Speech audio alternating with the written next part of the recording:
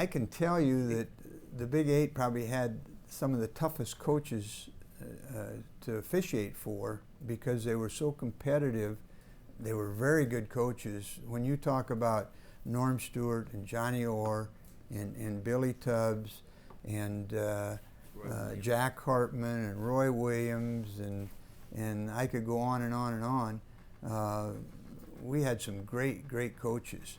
You know, I think the things in the Big Eight that I think most about are back in the days of Wayman Tisdale at Oklahoma and Danny Manning at the University of Kansas, Mookie Blaylock at Oklahoma. You know, they were just some great players that, and we had some great games. I mean, they were some incredible games. And one year I worked Kansas and Kansas State. What a huge rivalry that was. 3 times in one season. I worked both the regular season games and then I had them in the Big Eight tournament. You know, and those kinds of matchups were phenomenal.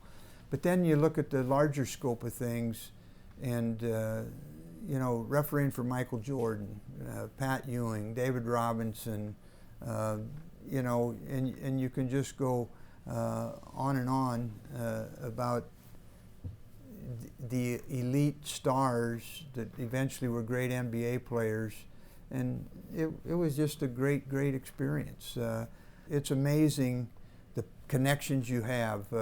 Just this week, yesterday, I had a call from one of my old college basketball supervisors. I had, you know, Johnny Overby. What great opportunities he gave me, and we got to talking about John Thompson in Georgetown. For some reason, John Thompson liked the officials that Johnny Overby sent him to work their intersectional games, whether it's DePaul or UCLA or LSU or Notre Dame. And we got a lot of great games that way.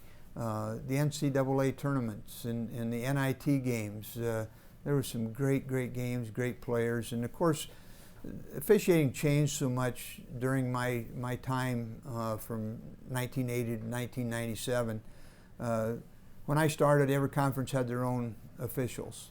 When I quit, every conference shared their officials, and assigners had huge pools of officials. And I worked for 5 conferences when I retired in 1997.